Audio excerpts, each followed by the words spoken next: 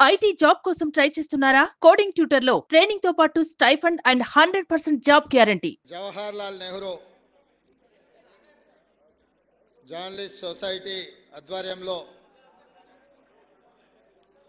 ఆనాడు doctor YS Rajasekhara Reddy గారు ఈ సమాజానికి పట్టిన రుగ్మతలను అనుభవిస్తున్న సమస్యలను పరిష్కరించే డాక్టర్లుగా జర్నలిస్టులను గుర్తించి సమాజానికి చికిత్స చేసే డాక్టర్లు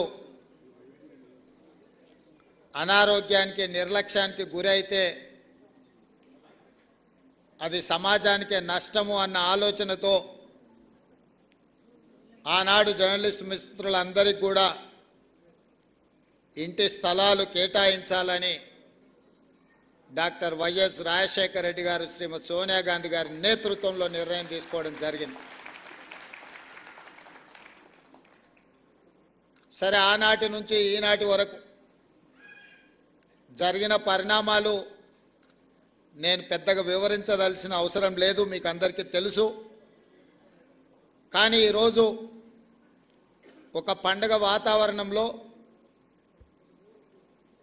1100 మంది జర్నలిస్టు కుటుంబ సభ్యుల సమక్షంలో నిలబడి ఈ సమస్యకు శాశ్వత పరిష్కారం చూపించిన సహచార మంత్రివర్గ సభ్యులు పొంగులేటి శ్రీనివాసరెడ్డి గారు,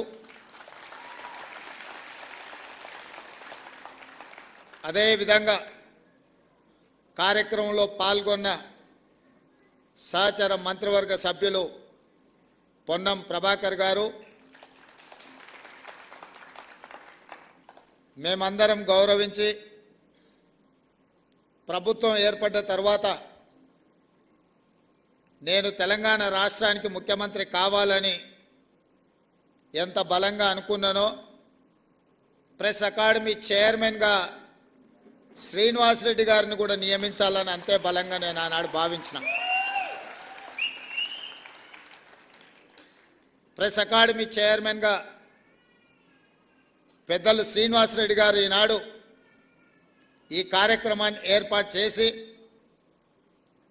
ఇందులో పార్లమెంట్ సభ్యులు చామల కిరణ్ రెడ్డి గారు, శాసన సభ్యులు మల్రెడ్డి రంగారెడ్డి గారు, వేం నరేందర్ రెడ్డి గారు, నగర ప్రథమ పౌరురాలు గద్వాల విజయలక్ష్మి గారు, అదేవిధంగా డిప్యూటీ మేయర్ శ్రీలత గారు, ఐఎన్పిఆర్ కమిషనర్ హనుమంతరావు గారు, సోదరులు పాత్రికేయ మిత్రుడు దేవులపల్లి అమర్ గారు, వేదిక మీద ఉన్న పెద్దలు, తెలంగాణ సమాజానికి ప్రతినిధులుగా ఉన్న జర్నలిస్టు కుటుంబ సభ్యులందరికీ కూడా ఈ సందర్భంగా అభినందనలు తెలియజేస్తున్నాను. ప్రతి సమస్యకు ఏదో ఒక పరిష్కారం ఉంటుంది. పరిష్కారం గొప్పగా ఉండొచ్చు, పరిష్కారం మామూలుగా ఉండొచ్చు. కానీ పరిష్కరించవలసిన వ్యక్తులు బాధ్యతాయుతంగా వ్యవహరించినప్పుడే ఆ సమస్యకు పరిష్కారం దొరుకుతుందని చెప్పి నేను బలంగా నమ్ముతాను.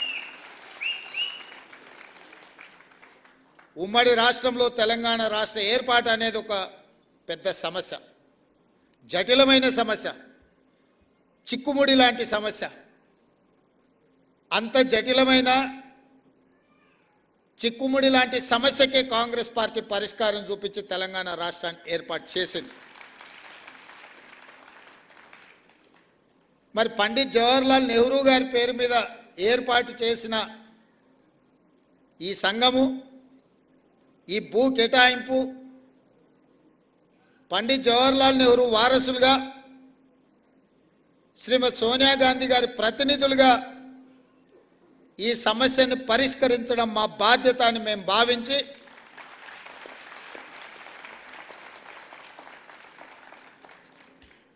మా మిత్రుడు శ్రీనివాసరెడ్డి గారు 2 శాఖలు వారు కోరుకోలేదు, రెవెన్యూ శాఖ వారు కోరుకోలేదు, ఐఎండ్పిఆర్ శాఖ వారు కోరుకోలేదు. ఈ రెండింటిని నేనే వారిని తీసుకోవాలని చెప్పి ఢిల్లీలో చెప్పి వారికి శాఖలను కేటాయించాను. వారు ఆ 2 శాఖలను ఉపయోగించి ఈరోజు మీ సమస్యకు పరిష్కారం చూపించారు.